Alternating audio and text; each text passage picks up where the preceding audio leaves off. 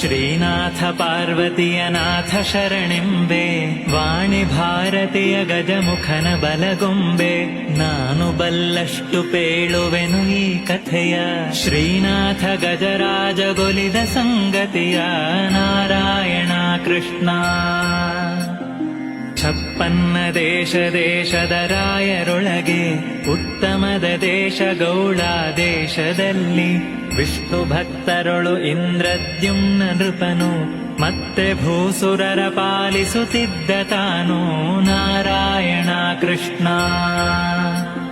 ಚಿತ್ತದಲ್ಲಿ ನರಹರಿಯ ನೆನೆದು ಚಿಂತಿಸುತ್ತ, ಪುತ್ರ ಮಿತ್ರಾದಿ ಬಂಧುಗಳ ವರ್ಜಿಸುತ್ತ.